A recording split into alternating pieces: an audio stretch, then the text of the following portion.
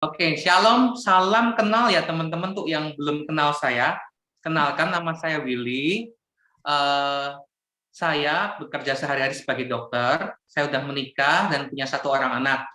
Nah, teman-teman, PD Stefanus ini bagi teman-teman yang belum kenal saya adalah rumah ketiga saya. Rumah yang pertama saya ada di Jogja. Saya berasal dari Yogyakarta. Rumah kedua saya ialah Jakarta ketika saya mulai pindah di tahun 99 untuk kuliah. Saya mulai pindah ke Jakarta tahun 99. Jadi bisa ketahuan ya umur saya ya kok 99 kuliah berapa umurnya gitu ya. Udah berapa tahun lalu? 20 tahun lalu. Luar biasa. Waktu begitu cepat. Nah, terus rumah ketiga saya yaitu PT Stefanus. Teman-teman, berapa ya? Kira 10 tahun yang 12 tahun yang lalu saya pertama kali nginjakin kaki saya di PT Stefanus. Dan saya percaya waktu itu Tuhan yang membimbing langkah saya untuk bisa masuk ke PD Stefanus. Dan nggak lama dari itu saya merasakan disambut oleh teman-teman dan saya merasakan nyaman di PD Stefanus dan saya bertumbuh, dapat makan rohani dan bertumbuh makin dewasa di sana. Nah, teman-teman untuk yang belum kenal, salam kenal dan selamat datang. Semoga teman-teman yang baru di PD Stefanus ini juga bisa merasakan PD Stefanus sebagai keluarga kalian, sebagai rumah kalian, rumah kedua atau ketiga. Nah, teman-teman, pada malam hari ini, tema malam hari adalah 24/7. Artinya 24 jam sehari, 7 hari dalam seminggu. Teman-teman, 24/7 adalah siklus waktu yang selalu kita lewatin tiap minggu nih. Nah, teman-teman, di dunia ini ada banyak macam orang, tapi kira-kira untuk mengenai waktu ya, bisa dibagi jadi sekitar 2 orang. Ada orang yang kalau mengenai waktu, dia adalah orang yang apa ya, yang sangat disiplin. Dia mengatur semuanya. Dia bangun jam berapa, habis bangun ngapain, habis dapat snack pagi jam berapa, snack siang jam berapa, lengkap. Ada orang-orang seperti itu. Biasanya orang-orang yang koleris dan melankolis. Tapi ada juga tipe orang kedua yang mengalir gitu, yang filosofi hidupnya biarkan mengalir. Ada apa yang sudah kita hadapin gitu. Nah, teman-teman tipe yang mana gitu kan?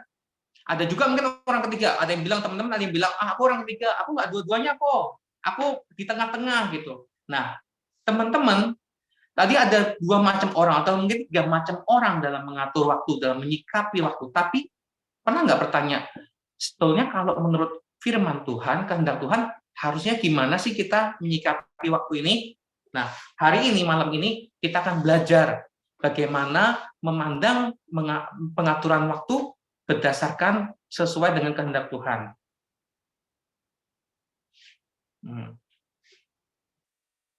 Nah, teman-teman, biasanya kalau kita namanya anak Tuhan mau dengerin, mau tahu nih kehendak Tuhan untuk mengatur waktu, untuk melakukan apa, kita carinya di Alkitab.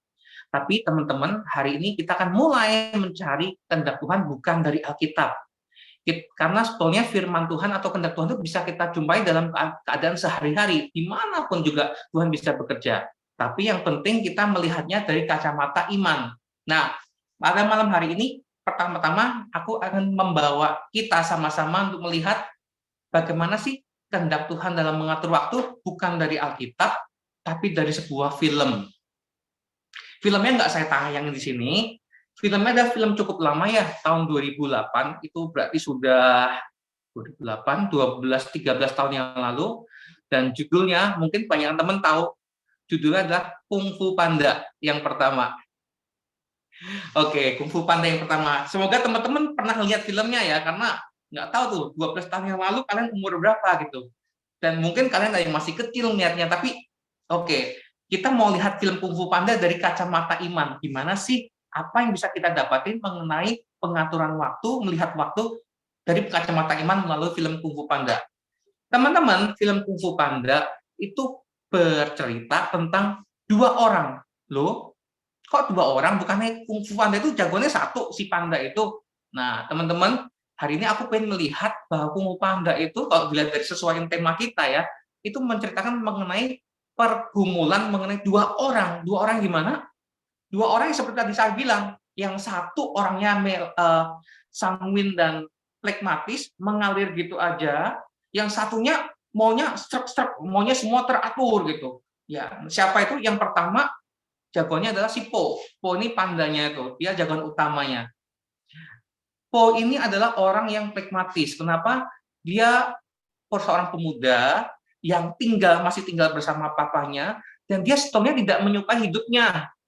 Dia merasa dirinya tuh nggak berharga. Dia merasa hidupnya tuh gini-gini doang ya. Dia kerjanya setiap hari hanya sebagai pelayan rumah makan kedai mie papanya. Kalau kita bercermin pada kondisi kita sekarang, mungkin untuk teman-teman yang saat ini juga sedang kondisi down bisa merasakan deh yang paling dirasain Po ini. Dia merasakan, ih kok hidupku gini-gini aja ya. Padahal dia punya cita-cita. Si Po ini pengen menjadi seorang pendekar kungfu. Tapi badannya gemuk, dia nggak punya kekuatan, dia merasa lemah, dia nggak merasa punya modal untuk jadi pendekar kungfu. Sehingga suatu saat ketika tiba-tiba dia terpilih menjadi seorang pendekar kungfu, dia merasa, aduh, aku nggak yakin sama diriku, tapi oke lah, aku jalanin aja lah. Nah, teman-teman, orang yang tipe seperti Po ini, orang yang mengalir tanpa rencana, dia nggak merencanakan waktu, ketika suatu saat terbentur masalah, maka yang terjadi adalah depresi. Dan ini terjadi pada Po. Ketika Po dia mulai dilatih, dan dia merasa, oh ternyata dia nggak berbakat kungfu, akhirnya dia sedih, dia merenung di suatu pohon gitu. Dan tiba-tiba datanglah gurunya. Guru yang bijak, dia berkata gini, Po, kamu itu, nah tunggu, Po-nya tadi tuh ketika merenung, dia tuh terus berpikir, dia stres gini, orang yang mengalir gitu aja, biasa begitu terbentur suatu masalah, dia akan bingung, dia akan dipengaruhi penyesalan masa lalu, dia merasa, aduh masa laluku untuk si Po ini, aku kok nggak punya modal apa-apa ya, aku cuma pelayan kedai mie, nggak punya kekuatan, dan dia juga khawatir masa depan. Pikirannya penuh gitu, hanya mikirin, aduh aku ini payah nih, dan aduh masa depanku nggak jelas. Nah, gurunya bicara gini sama Po, Po, kamu itu terlalu fokus pada apa yang sudah terjadi dan terlalu khawatir dengan apa yang akan terjadi. Terus gurunya kasih nasihat gini, dia bilang gini, Pak Po, Po, yesterday is history, tomorrow is mystery, but today is a gift. That's why it called present. Nah, teman-teman, dalam bahasa Indonesia, gurunya bilang gini, Pro, kamu jangan khawatir deh pada kamu jangan terfokus pada masa lalumu, atau fokus pada masa depanmu, atau khawatir pada masa depanmu. Kenapa? Karena sesungguhnya hari kemarin adalah sejarah. Kamu nggak akan bisa ngapa-ngapain lagi gitu. Percuma kamu pikirin, nggak akan membawa kebaikan.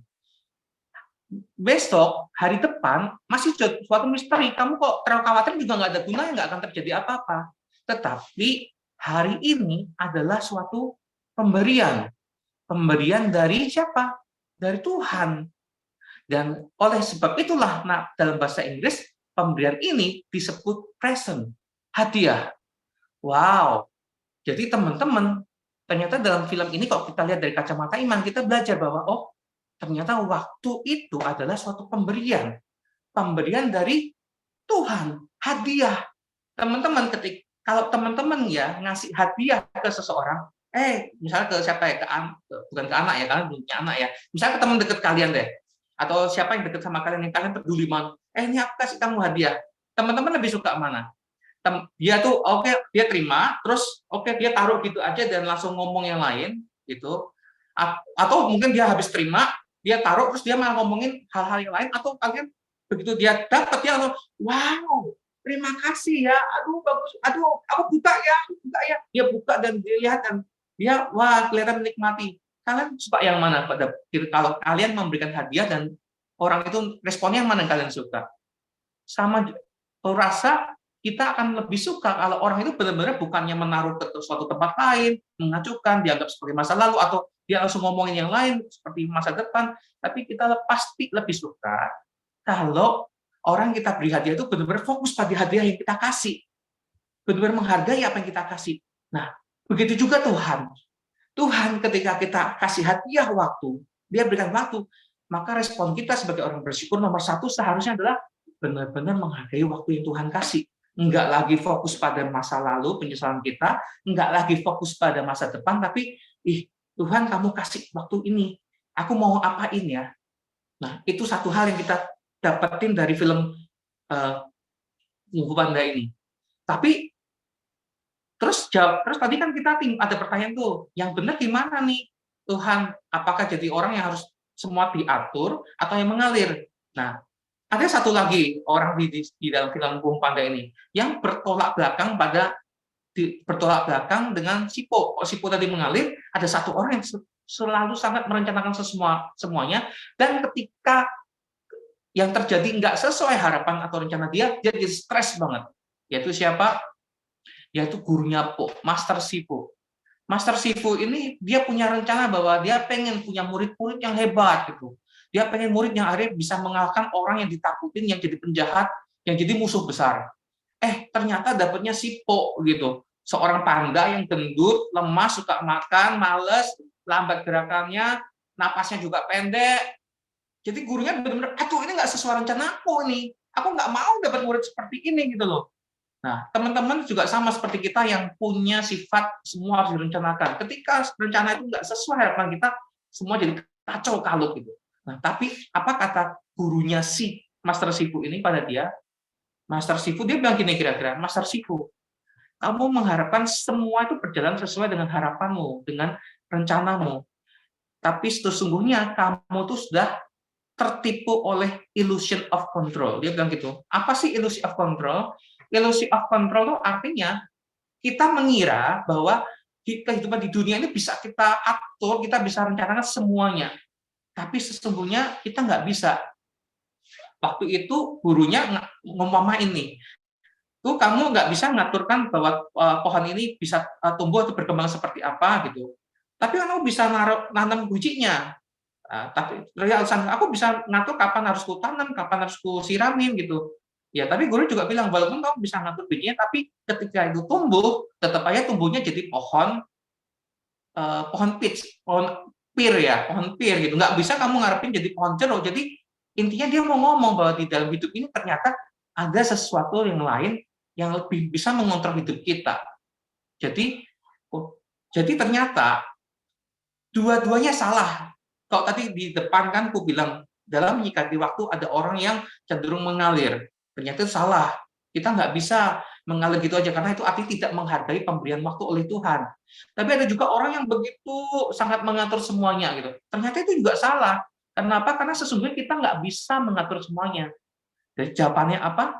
Ternyata jawabannya kita belajar dari film ini bahwa kita harus menyerahkan kendali hidup kita pada sesuatu bukan di luar diri kita. Ada sesuatu yang lain. Nah, teman-teman, sesuatu yang lain itu apa? Nah, sekarang kita akan cari jawabannya mulai dari wahyu Tuhan. Nah, teman-teman, kalau bicara mengenai wahyu Tuhan, wahyu itu apa sih? Wahyu itu adalah Tuhan itu mengenalkan dirinya, mengenalkan kehendaknya. Nah, di dalam gereja kita, selain Alkitab, kita juga mengenal yang namanya wahyu umum. Pernah dengar nggak? Wahyu umum. Wahyu umum itu artinya Tuhan mengenalkan dirinya bukan melalui Alkitab, tapi melalui alam semesta, mengenai alam bebas. Contohnya ketika kita misalnya lagi wisata, naik ke suatu gunung yang tinggi banget, terus sampai puncaknya kita lihat pemandangan sekitarnya, dan kita lihat, wow, luas sekali, gila, keren banget, bagus banget gitu. Dan ketika kita melihat bagus banget, tiba-tiba kita teringat Tuhan, siapa yang nyiptain ini ya? Wah, nyiptain Tuhan. Wah, Tuhan luar biasa banget nyiptain semua ini. Kita berkagum banget. Itu namanya wahyu umum. Nah, teman-teman, kita juga mau belajar pengaturan waktu hari ini dari wahyu umum. Dari mana? Kita lihat ya, teman-teman. Coba teman-teman sekarang bayangin bulan. Bulan yang bulat, bayangin bulan bulat warnanya ada orange gitu ya.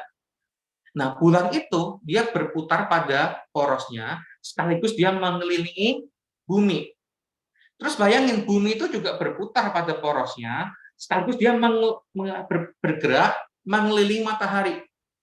Dan juga ada beberapa 7 planet yang lain yang mengelilingi matahari yang sama.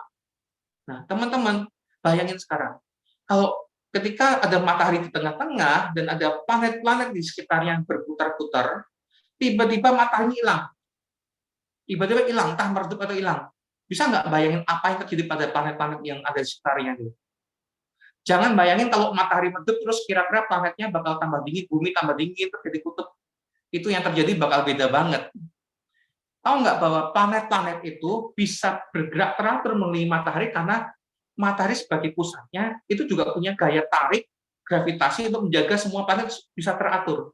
Ketika matahari hilang, maka gravitasinya akan hilang dan planet itu bukan sekedar dingin, tapi dia akan segera terpencar kemana-mana. Kalau teman-teman pernah lihat film di mana kita masuk ada dalam mobil, kemudian mobil terguling-guling, bayangin guling-guling, itu serem banget. Bayangin kalau bumi yang hilang, yang terlempar. Kalau mungkin kita bisa melihat, gunungnya ada di atas, lautnya ada di sebelah kiri, rumah saya sebelah kanan, semuanya semua terbalik-balik. Nah, teman-teman, alam mengajarkan kita bahwa ternyata sesuatu itu supaya bisa teratur harus punya pusat. Kalau pusatnya hilang, itu akan kacau banget, akan berantakan banget. Bahkan ada yang mirip dengan ini perumpamaannya, tapi ternyata sama luar biasa. Contohnya atom. Teman-teman tahu namanya atom? Atom itu adalah partikel terkecil yang udah nggak bisa dibagi lagi, kata penemunya. Tahu nggak bentuknya seperti apa? Bentuknya tuh luar biasa, ternyata mirip dengan planet. Kagum nggak? Kalau aku sih kagum ya, melihat, benda yang paling besar di alam semesta ini, matahari dan planet, ternyata bisa mirip banget dengan benda terkecil di alam semesta ini, di mana sama-sama ada pusatnya neutron di tengah, dan ada elektron-elektron bulat-bulat yang mengelilingi pusatnya. Nah, teman-teman tahu nggak, seperti matahari tadi, kalau pusatnya pada atom ini pecah, yang terjadi apa? Yang terjadi adalah seperti yang terjadi pada bom atom. Jadi bom atom itu adalah hasil dari pusat atom yang pecah. Nah, teman-teman, ternyata dari alam kita bisa belajar bahwa sesuatu itu benar-benar supaya bisa teratur, harus ada pusatnya. Begitu juga ketika kita mengatur waktu. Kalau kita nggak punya pusat hidup kita dalam mengatur waktu, maka semuanya akan berantakan. Jadi, kalau kita mau bicara mengenai 24/7, kita mau belajar mengenai bagaimana kita memandang waktu, mengelola waktu, nomor satu yang harus kita lakukan adalah kita harus mencari pusat hidup kita. Tanpa mencari pusat hidup kita, semua akan kacau seperti matahari yang hilang. Nah, teman-teman, saya juga punya cerita. Ini juga cukup lucu menurut saya. Waktu saya pindah dari Jogja ke Jakarta, itu ada perubahan yang besar dalam hidup saya. Yang dulunya anak mami gitu kan, di rumah semua disediain, tiba-tiba kita pindah ke tempat yang harus kita atur sendiri. Nah, waktu nyampe Jakarta, satu hal yang pertama kali aku belajar ngatur, itu bukan waktu, karena waktu itu hidupku berantakan. Tapi yang pertama kali aku atur adalah kamarku. Jadi gini, kalau waktu aku ngatur kamar itu, karena aku hobi main game, aku hobi nonton. Jadi tiap kali punya kamar kos, itu aku atur bahwa layar komputer mesti di tengah ruangan. Terus mesti ada speaker di kanan kiri, terus ada kursi, terus ada speaker di kanan kiri, di belakang harus simetris gitu. Padahal kamarku tuh kan nggak selalu ideal ya, gede banget gitu, enggak. Sehingga akhirnya apa yang terjadi ketika aku jadiin komputer sebagai pusat dari kamarku, tempat tidur, meja makan, lemari, semua itu kusingkirin sehingga kamarku jadi aneh penataannya. Dan hasilnya apa? Selain penataan kamarku aneh, IPK-ku juga ngaruh ternyata. IPK-ku hancur semester awal. Kenapa? Karena ternyata gimana aku mengatur kamar aja itu ngaruh kepada IPK-ku gitu loh. Jadi teman-teman bisa bayang nggak bahwa benar-benar kita ketika harus memusatkan sesuatu, kita harus melangkah itu harus mempunyai suatu pusat itu sangat penting. Tanpa pusat yang jadi yang benar itu akan ngaco semuanya. Nah, jadi dari tadi kita udah belajar 3 hal nih kira-kira. Pertama bahwa waktu itu adalah pemberian Tuhan. Sehingga kita dengan untuk cara menghargainya dengan cara kita harus mengatur. Jadi benar, waktu itu harus diatur. Kedua, tapi kita belajar juga bahwa dalam mengatur waktu, ingat bahwa kita tuh nggak bisa menguasai semuanya. Kita harus serahkan kendali itu pada sesuatu yang bisa mengatur semuanya, yaitu Tuhan. Yang ketiga, kita belajar bahwa untuk mengatur waktu, kita perlu dulu menentukan pusat hidup kita. Kalau kita waktu ngatur, kita nggak punya pusat hidup yang benar, pasti cara ngatur waktu kita nggak benar. Jadi 3 itu yang pegang. Nah, jadi gimana caranya ngatur waktunya benar nih? Oke, dalam sebentar. Nah, sekarang kita udah mulai masuk nih ke firman Tuhan. Teman-teman ketika dapat tema pewartaan ini 3 minggu lalu ya, 24/7, selalu kepikir, aduh, firmannya dapat dari mana ya? Gitu. Apa sesuatu di Alkitab yang bisa menerangkan mengenai 24/7 gitu, 24 jam sehari dan 7 hari seminggu gitu. Aku cari-cari, buka-buka Alkitab, akhirnya kepikir satu tempat gitu, di mana mau cari di mana ya kebenaran Tuhan mengenai 24/7, mengenai mengatur waktu, mengenai pusat hidup kita gitu. Nah, terpikirnya di mana teman-teman? Di kitab Kejadian. Kitab Kejadian, ingat, kitab Kejadian adalah cerita di mana Tuhan menciptakan manusia dan seluruh alam semesta dalam 7 hari. Jadi kalian nggak bahwa sebetulnya kalau kita mau cari 24/7, 24 jam sehari, 7 hari dalam seminggu, itu pertama kali ada dalam kitab Kejadian. Di mana dalam kitab Kejadian itulah muncul hari itu jumlahnya 7 dan satu hari itu jumlahnya 24 jam. Nah, aku berharap banyak tuh, aku baca-baca gitu kan, aku harap nemuin sesuatu gitu dari kitab Kejadian. Sampai aku tuh sampai buka-buka YouTube, cari-cari mengenai hari Sabat gitu di tempat YouTubernya orang Yahudi untuk tahu, lu tuh punya 7 hari, punya hari Sabat tuh apa sih artinya? Ada nggak tempat bahwa kita tuh benar-benar menempatkan Tuhan sebagai pusat hidup kita gitu dalam kisah Kejadian ini gitu. Nah, teman-teman ingat dalam kisah Kejadian itu ada 7 hari. 7 hari. Hari pertama Tuhan ciptain terang dan gelap. Hari kedua Tuhan ciptakan cakrawala. Hari ketiga Tuhan ngasih buat daratan dan mulai ngasih hewan-hewan yang enggak, belum, baru daratan. Kemudian hari keempat Tuhan ciptakan benda-benda penerang.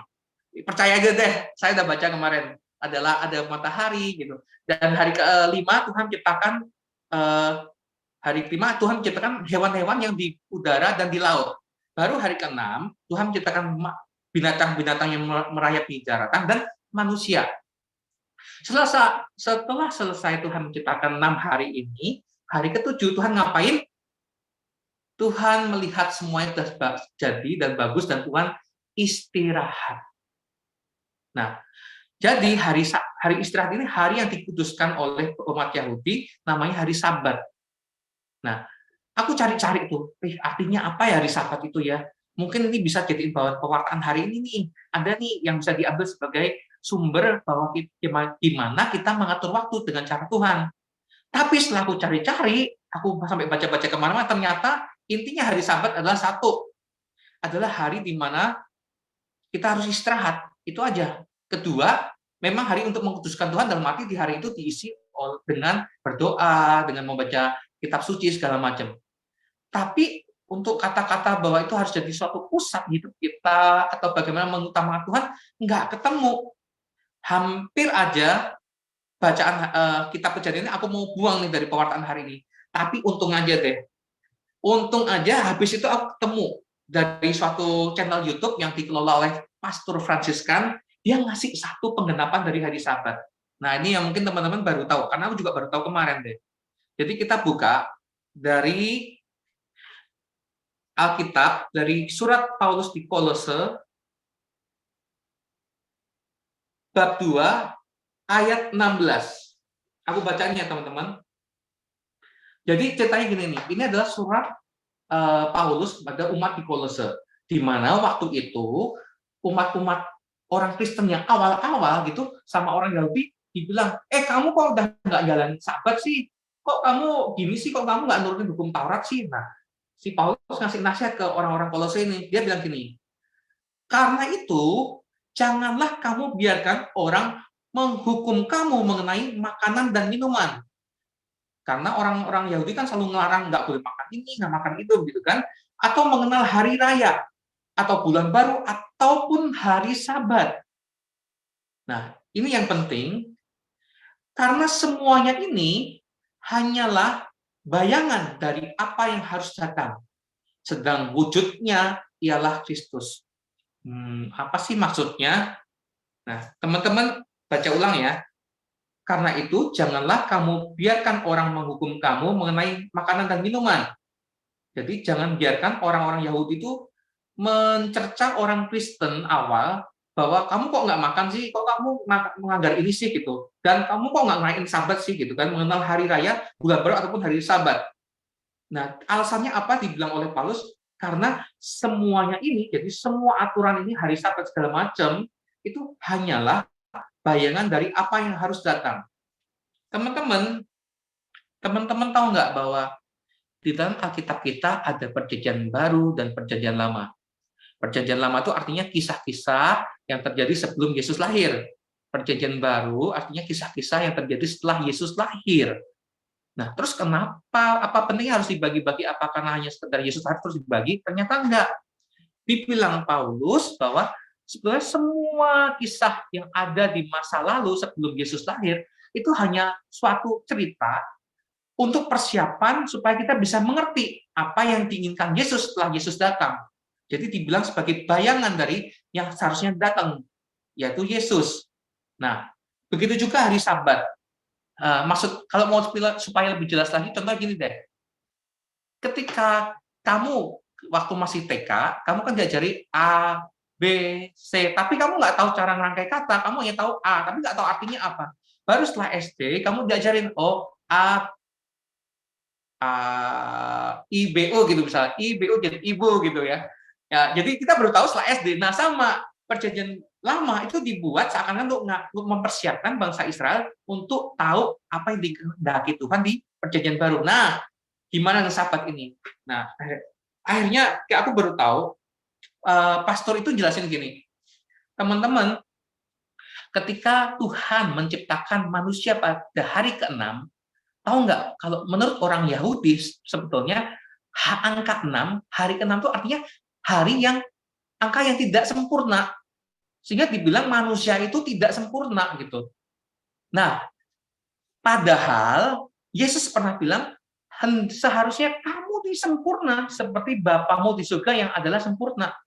Loh, jadi manusia hari ke-6 nggak sempurna, tapi Yesus bilang harus sempurna. Gimana caranya gitu kan? Nah, logikanya ya, kalau hari ke-7 gitu, hari ke-6 diciptain nggak sempurna, berarti hari ke-7 harusnya Tuhan jangan istirahat dong. Ini kan belum sempurna nih, sempurnain dong hari ke-7 gitu kan.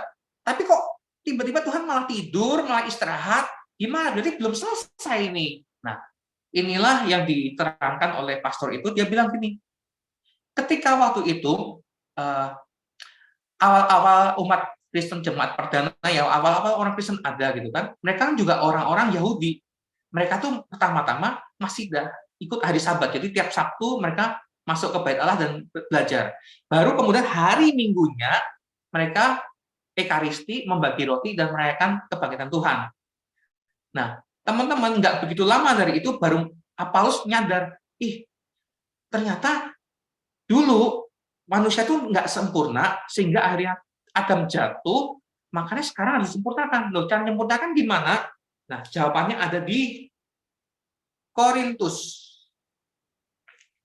Ada di Korintus 15 ayat 20. Dibilang begini, tetapi yang benar ialah bahwa Kristus telah dibangkitkan dari antara orang mati, sebagai yang sulung dari orang-orang yang telah meninggal. Sebab sama seperti maut datang karena satu orang, yaitu gara-gara Adam berdosa, demikian juga kebangkitan orang mati datang karena satu orang manusia, yaitu Yesus. Jadi maksudnya gini teman-teman, tadi kan dibilang bahwa manusia diciptakan hari ke-6 nggak sempurna. Jadi seharusnya disempurnakan. Gimana cara menyempurnakannya? Ketika Adam berdosa, dia jadi mati. Jadi mati itu sebagai tanda kita ini nggak sempurna. Dan kita semua karena ikut berdosa, kita nggak sempurna, kita ikut mati. Tapi Yesus nggak mati, Yesus bangkit, berarti Yesus adalah yang sempurna. Sehingga dibilang oleh gereja bahwa Yesus ini adalah sebenarnya Adam yang baru. Dia adalah orang yang atau Allah yang menyempurnakan hari Sabat. Nah, jadi sekarang klop deh bahwa kalau dulu ya manusia nggak sempurna, hari Sabat itu jadi tempat istirahat dan seakan-akan seperti nyeselin nih, aduh, gue kok nggak sempurna ya, gue dalam hukuman ya, gue masuk dalam hukum Taurat ya. Ketika Yesus bangkit, Yesus itu menyempurnakan hari Sabat dengan kebangkitannya. Jadi kita semua nanti suatu saat bisa ikut bangkit bersama. Jadi hari Minggu itu sudah bukan hari di mana kita harus istirahat. Hari Minggu tadi ya ingat, hari ketujuh itu dibilang ada hari terakhir, hari Sabat, hari Sabtu. Jadi untuk orang Yahudi hari terakhir itu hari Sabtu gitu. Tapi ketika akhirnya Yesus bangkit itu berarti kalau setelah hari Sabtu berarti hari pertama. Nah, disinilah pastor itu bilang bahwa setelah Yesus bangkit, seharusnya hidup kita udah nggak sama lagi dengan orang-orang di masa lalu, dengan orang-orang Yahudi. Kita harus memaknai yang baru bahwa dengan adanya Yesus bangkit, berarti kita memulai hari itu dengan memusatkan pada Tuhan. Dan memusatkan dengan apa? Dengan cara Ekaristi jawabannya. Jadi, mungkin ini agak berat ya. Dan mungkin kalau suruh bicara realnya begini nih. Teman-teman, waktu orang zaman Perjanjian Lama, hari Sabat mereka hanya mengakhiri hari dengan menyesali, katakanlah seperti itulah. Tapi di Perjanjian Baru, Tuhan mengajarkan bahwa kita harus memulainya dengan Tuhan. Artinya kita harus memulai dengan memusatkan diri kita pada Tuhan. Gimana caranya? Gereja mengajarkan dengan memulai dengan Ekaristi. Bahkan nggak cuma hari Minggu doang. Gereja bahkan sebenarnya menyarankan supaya kita semua itu menghadiri Ekaristi bukan hari Minggu saja, tapi tiap hari. Artinya kita harus menjadikan pusat hidup kita melalui Tuhan. Nah, teman-teman, jujur, kalau menjadikan pusat hidup kita melalui Ekaristi, mungkin yang aku belum bisa benar-benar menghayatinya 100%. Yang aku maksud gini, yang aku anggap ya, ketika orang berhasil menjadikan Tuhan sebagai pusat hidupnya adalah dia akan harusnya selalu ingat Tuhan. Dalam sehari-hari, sewaktu-waktu dia selalu ingat Tuhan. Jadi sebetulnya yang idealnya adalah ketika kita menyambut Ekaristi, kita jadi ingat Tuhan dan kita memulai hari kita dengan selalu mengingat Tuhan dan jadikan Tuhan pusat hidup kita. Tapi memang kadang-kala ketika kita selesai Ekaristi, kadang-kadang kita udah lupa. Nah, jadi gimana? Nah, sekarang aku mau sharing. Kalau apa yang aku dapatin, bagaimana cara kita secara real menjadikan Tuhan sebagai pusat hidup kita. Teman-teman ingat tadi ceritaku yang ketika aku pindah Jakarta, terus aku mulai mencoba mengatur kamarku, dan ternyata semua jadi kacau. Semua jadi kacau. Ya. Nah, tapi ada satu hal yang aku dapetin bahwa gini, ketika aku menjadikan sesuatu hal jadi pusat hidupku, berarti itu artinya segala hal yang lain harus disingkirkan. Seperti waktu aku kemarin ngatur dengan salah, komputerku jadikan pusat hidupku, dan semuanya meja belajar disingkirin, makanya aku mungkin belajar jadi nganggap nomor 2 gitu kan. Tempat tidur aku singkir, jadi mungkin aku juga kurang istirahat. Nah, bagaimana cara Tuhan mengajarku menjadikan dia pusat hidupnya? Teman-teman, ini sharingku. Waktu awal-awal aku masuk PD dulu, hidupku juga kacau. Kenapa kacau? Karena waktu itu aku baru lulus kuliah, aku udah mulai bekerja, dan sebagai dokter umum, waktu itu aku merasa putus asa. Seperti Po gitu loh, aku merasa putus asa. Kenapa? Karena waktu itu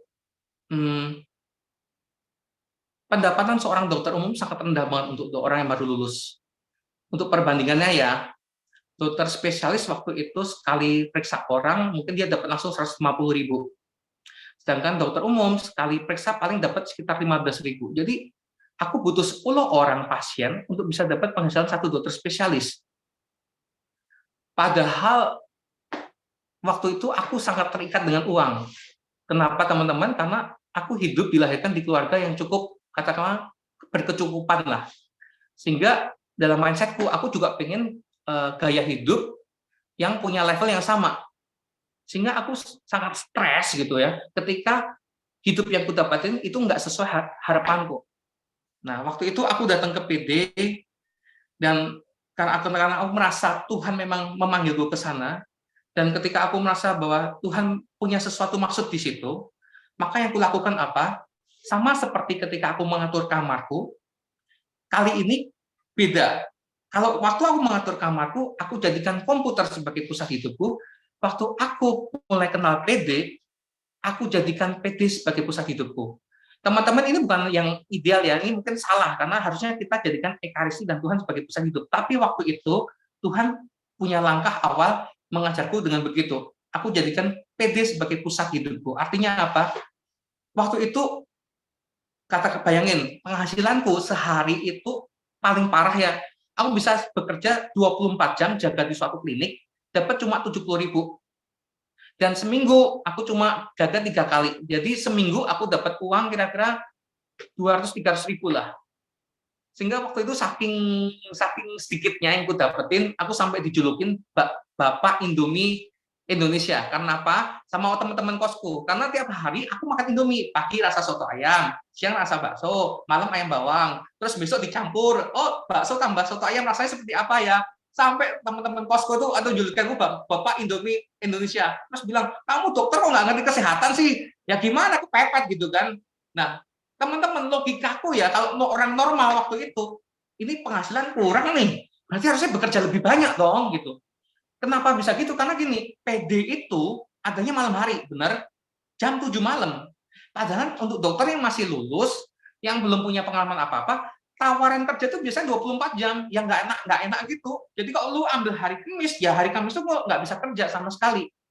Padahal setelah aku masuk ke dalam komunitas dan masuk ke dalam PD dan jadi tim PD, ternyata ada 2 hari yang harus dipakai.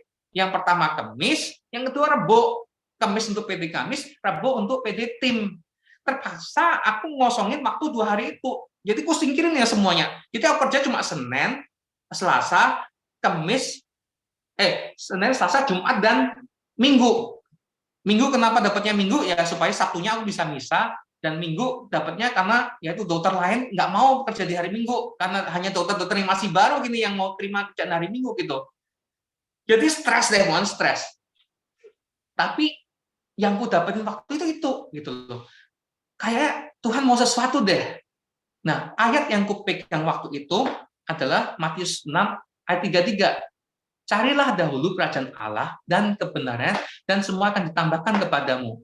Nah, teman-teman, waktu itu masa bodoh deh, Pan, karena aku merasa, aku harus jadikan Tuhan sebagai yang pusat hidupku. Udah deh, nggak ada harapan lain sih. Ini antara putus asa sih sebetulnya, karena udah nggak ada harapan lain. Aku nggak lihat masa depan gitu. Karena waktu itu aku coba untuk melamar spesialis, 2 kali udah ketolak. Dan aku nggak merasa, sebetulnya jujur ya, aku tuh nggak pengen untuk sekolah lagi. Karena aku tuh nggak suka sekolah sebetulnya. Jadi kalau misalnya ngelamar spesialis, tujuan hidupku juga cuma satu sebetulnya, lu dapat uang. Jadi bukan suatu tujuan yang mulia, tapi kepengen dapat penghasilan yang besar, jadi pengen masuk spesialis. Tapi hati kecilku sebetulnya nggak pengen gitu. Jadi dalam kondisi putus asa, nggak ada harapan, ya udah satu-satunya harapan sama siapa? Sama Tuhan gitu kan. Ya sudah deh, akhirnya aku lakuin semua. Nah, tadi teman-teman ingat nggak bahwa ketika kita jadikan pusat hidup kita tempat yang benar, maka semua itu seakan-akan akan bergerak otomatis menjadi teratur gitu. Seperti matahari yang dikelilingi bumi dan planet-planet lain gitu. Dan itu yang terjadi dalam hidupku. Ketika ikut aku mulai memikirkan kerjaku dan aku memfokuskan diri pada PD Kamis gitu ya. Itu nggak berhenti sampai situ. Tuhan tahu gitu, pergumulanku yang paling besar adalah keterikatanku pada uang. Karena ya itulah yang kupikir nomor satu di situ waktu itu. Jadi apa yang Tuhan lakuin? Aku bilang otomatis ya teman-teman, karena gini, ketika Tuhan pengen mengubah kita, pengen mengajar kita untuk mengatur hidup kita, mengatur waktu kita, Tuhan yang akan bekerja duluan untuk membimbing kita. Apa yang Tuhan lakuin? Tuhan kasih aku suatu peneguhan dari suatu firman Tuhan. Dibilang, Will, intinya Tuhan ngajak aku harus menyisihkan sepersepuluh dari pendapatanku untuk Tuhan. Entah kenapa aku lakuin gitu. Padahal waktu itu aku ingat pertama kali perpuluhan, penghasilanku tuh belum 3 juta. Jadi kira-kira 2,7 gitu. Dan itu untuk bayar uang kos 400.000 udah tinggal 2,3 gitu kan. Untuk makan segala macam bener-bener itu nggak masuk akal. Tapi kenapa ya? Waktu itu aku merasa, oke, ini aku berikan pada Tuhan 1/10 dengan kata-kata, oke Tuhan, ini bukan supaya lu kasih gue lebih banyak ya, tapi ini ungkapan bahwa gue mau taruh kepercayaan gue pada lu. Gue mau buktikan bahwa oke, aku percaya engkau yang mengatur hidupku. Nah, teman-teman tahu yang terjadi apa setelah itu? Tuhan terus memproses aku gitu kan. Tapi juga Tuhan mulai nambahkan berkat-berkat. Aku mulai dapat pekerjaan lebih bagus, dari yang gajinya sebulan 2,7 jadi 4 juta, 5 juta, 6 juta gitu. Tapi itu terus diproses. Contohnya, ketika mungkin waktu itu penghasilanku udah 7 juta per bulan gitu kan. Tapi tetap aja ada masa-masa aku nggak bersyukur. Contohnya, ketika suatu hari yang pasien biasanya sehari itu bisa 30-an gitu kan. Karena penghasilanku tergantung jumlah pasien. Udah sampai sore pasiennya baru 12. Kalau satu pasien itu cuma bayar sekitar 15.000, berarti kok 12, ya kalian bisa hitung sendiri lah, berarti hampir sehari semalam baru dapat 200.000 gitu. Aku mulai menggerutu, aduh Tuhan, kok sedikit banget ya hari ini ya, aduh, mulai nggak bersyukur gitu kan. Nah, apa yang Tuhan kasih gitu, waktu jam makan malam gitu kan, aku keluar. Dan waktu itu kebetulan aku ketemu sama seorang satpam dari perusahaan yang ada di belakang klinikku gitu. Satpam itu tentunya waktu itu gajinya UMR ya teman-teman, di mana itu berarti setengahnya dari gajiku gitu. Nah, teman-teman waktu makan malam itu aja aku pelit banget. Tahu nggak, waktu itu makan malam aku pengen beli martabak aja, aku mikir-mikir 5 kali deh. Aduh, martabak 15.000, aduh sayang banget, karena targetku aku makan harus 7.000 atau di bawah 10.000 gitulah. Tapi saking pengen martabak, akhirnya ya udahlah 15.000 nggak apa-apa deh. Nah, teman-teman waktu beli martabak, tiba-tiba aku dipanggil susterku untuk balik. Dok, ada pasien, ayo balik lagi ke klinik gitu kan. Nah, aku balik lagi lari ke klinik. Nah, ketika aku balik lagi ke sana, teman-teman apa yang terjadi ketika aku mau bayar, ternyata martabak itu udah dibayarin sama satpam itu. Penjualnya bilang ini, nggak usah dok, itu satpamnya udah bayarin. Tahu nggak teman-teman, yang terjadi, yang kurasain waktu itu, aku seperti tampar Tuhan gitu. Aku seperti, aduh, kamu tuh Will, kamu hina banget deh. Lihat satpam itu, dia tuh gajinya cuma setengahmu, tapi dia tuh mau mentraktir kamu. Kamu ini ya, udah dikasih berkat yang lebih besar dari dia, mau beli martabak aja pikir-pikir gitu. Nah, teman-teman, hal-hal seperti ini berjalan banyak banget dalam hidupku. Sehingga apa yang terjadi, aku langsung ke ending ya teman-teman ya. Akhirnya ada ujian terakhir yang agak berat dalam Tuhan ajarkan aku mengenai hal uang ini, hal materi ini. Yaitu apa? Ketika kemarin awal-awal BPJS berjalan, klinikku jadi sepi banget.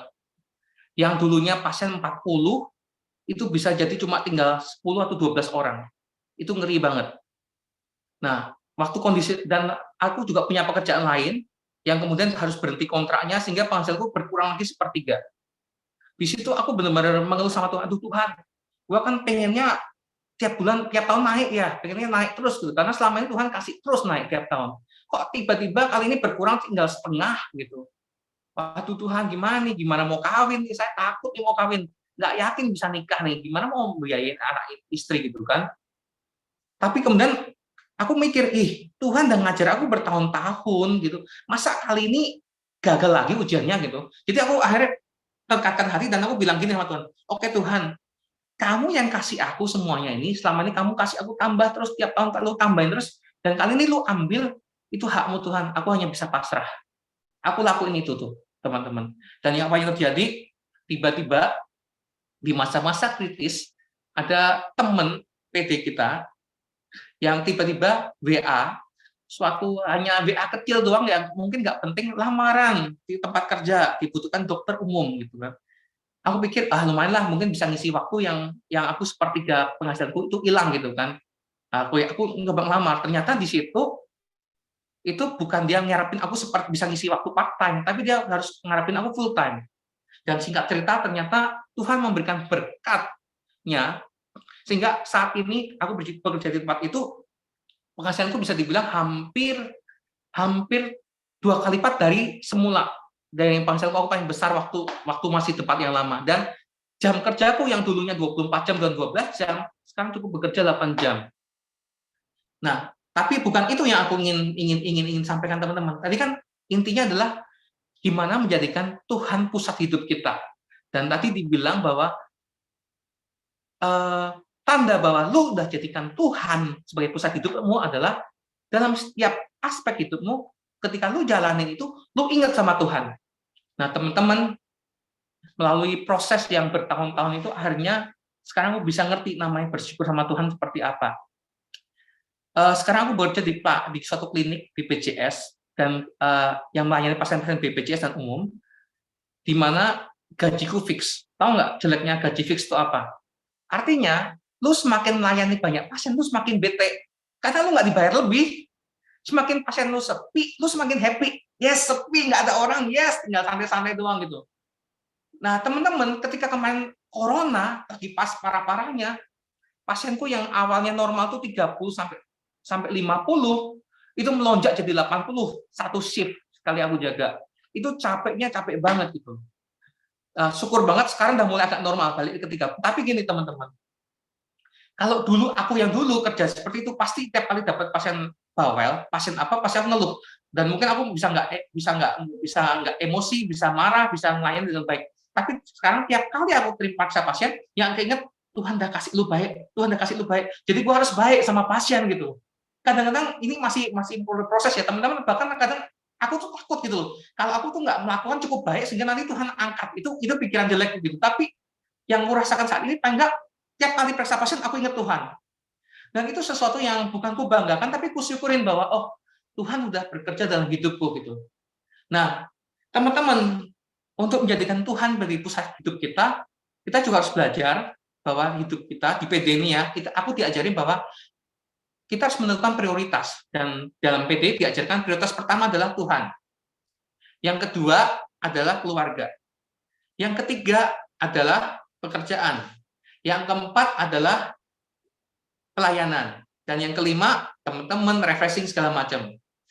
Nah, satu hal yang mau aku bagiin, kadang kita mikir ya, bahwa kita mengatur prioritas hidup kita itu seperti bagi kue. Jadi kue ulang tahun, bagi Tuhan seberapa, ini seberapa, ini seberapa, kalau udah dapat bagiannya udah gitu. Jangan minta lagi gitu. Tapi ternyata enggak. Kalau menjadikan Tuhan sebagai prioritas hidup kita nomor satu, artinya ketika lu menjalani hidup lu untuk prioritas nomor dua, misalnya keluarga, lu harus selalu ingat Tuhan juga. Contohnya nih, aku baru punya anak satu orang, Fafa ya, umur 2 tahun. Dulu tuh ya, bayanganku tuh kalau punya anak tuh lucu gitu kan, dipeluk nurut, sini Papa, main sama Papa yuk, dia nurut main apa. Hasilnya ternyata nggak seperti itu teman-teman. Anak 2 tahun pun punya keinginan sendiri gitu. Ketika aku mau santai, dia malah ngajak, Papa sini gitu, udah capek, ayo lompat-lompat, puter-puter. Dia sering banget tuh, muter lagu tuh suruh aku lompat-lompat, lagi capek. Tapi kalau aku lagi pengen itu, dia, ayo sini popo Papa, peluk Papa, dia nggak mau gitu. Jadi itu sebel, sampai misalnya yang paling lebih parah lagi, dia nggak nurut gitu. Dia misalnya apa ya, dia numpah-numpahin susu ke kasur gitu kan. Nah, kita marah tuh. Nah, aku sih masih dalam proses teman-teman, bahwa awal-awal itu sempat aku ada nyesel untuk Fafa ini, karena aku kan kita belajar bahwa oh anak harus diajarin disiplin dari kecil gitu kan.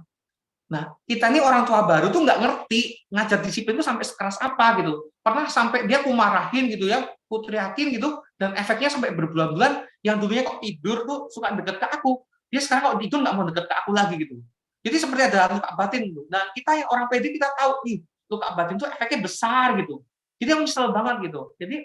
Jadi di situ aku belajar, tiap kali mau ngapain sama Fafa, mikir, Tuhan, ini harusnya diapain ya? Ini gini bener nggak ya? Gitu. Dan aku baca-baca ternyata disiplin mulai boleh keras itu setelah umur 3 tahun gitu. Kalau 2 tahun lu belum bisa apa-apa, dia belum bisa ngatur impuls dia. Kalau dia marah-marah, nggak percuma kamu apa-apain. Nah, gitu juga dengan prioritas yang lain gitu. Nomor 3 misalnya pekerjaan. Ya tadi pekerjaan tadi aku udah sharing bahwa kita selalu ingat Tuhan dalam setiap pekerjaan kita. Nomor 4, pelayanan. Pelayanan ya kalau sekarang sih puji Tuhan karena sudah nggak tim ya teman-teman yang tim. Hai gitu. Hai, mungkin waktuku udah lebih luang, aku bisa ngatur waktu lebih enak untuk pelayanannya. Dan yang terakhir teman-teman ya itu tadi, dalam pertemuan pun kita seharusnya selalu ingat Tuhan. Jadi teman-teman, malam hari ini, tema malam ini kan 24/7. Aku nggak ngajarin nih sesuatu, nggak men-sharingkan sesuatu yang bersifat teknis. Seperti gimana sih caranya ngatur waktu gitu kan. Tapi aku hanya ingin berikan satu pesan gitu, bahwa apapun cara teknik pengaturan waktu yang kamu lakuin, ingat bahwa nomor satu, itu ingat waktu itu pemberian Tuhan. Bahwa sebelum lu mulai ngatur waktu dengan teknik apapun yang lu punya, ingat pemberian Tuhan itu berarti harus diatur. Tapi ingat juga nomor duanya, bahwa ketika lu ngatur waktu ini, ingat yang megang kontrol sesungguhnya Tuhan. Jadi harus lu balikin lagi kepada Tuhan. Tuhan, lu mau apa ya dengan mengatur waktu ini? Gitu. Yang nomor tiga, ingat pengaturan waktu itu akan sangat terpengaruh dengan apa yang lu jadikan pusat dalam hidupmu. Kalau pusat hidupmu adalah katakanlah pacar gitu kan, ya lu akan pasti salah ngaturnya gitu. Lu akan ngatur pacar di antara semuanya dan lu pasti nggak akan bertumbuh gitu. Lu akan bertumbuhnya akan nggak akan maksimal gitu. Kalau jadikan papa mama gitu, jadi pusat hidupmu, itu juga pasti akan salah, pasti akan nggak berhasil dengan maksimal. Tetap lu harus jadikan Tuhan sebagai pusat hidup lo gitu. Dan yang terakhir tadi, bagaimana menjadikan pusat hidup? Caranya tadi, seperti waktu menata kamar, lu benar-benar sisihkan dulu yang lain, jadikan Tuhan pusat hidupmu, dan ingat dalam setiap prioritas hidup kita, selalu kaitkan dengan yang pertama, yaitu Tuhan. Jangan pernah kita bagi prioritas waktu kita seperti bagi kue. Tuhan, bagianmu ini, udah, lu ini aja. Ini bagianku, jangan lu tate. Sekarang gua mau main, lu udah jangan ikut ya Tuhan, udah ini bagianku. Jadi nggak gitu, teman-teman. Nah, teman-teman, udah berapa jam ya? Udah cukup waktunya, udah cukup lama ya. Oke teman-teman, kayaknya itu aja yang mau sharingkan. Maaf, mungkin agak berantakan, tapi semoga ada sesuatu yang Tuhan berikan lewat firman hari ini. Terima kasih ya teman-teman, Tuhan berkati. Terima kasih Ko Willy buat wartaannya. Sama-sama. Lanjut Vera. Oke. Yuk teman-teman, sebelum kita lanjut, kita mau say thank you dulu buat Ko Willy. Kita buka kameranya, open mic-nya. Mulmet? Udah kok. Oke. Yuk teman-teman, kita open kamera. Terus kita open mic-nya, kita ucapin salam cinta kita buat Ko Willy ya. 1, 2, 3. Terima kasih Ko Willy. Terima kasihmu. Wah. Oke, thank you Ko Willy.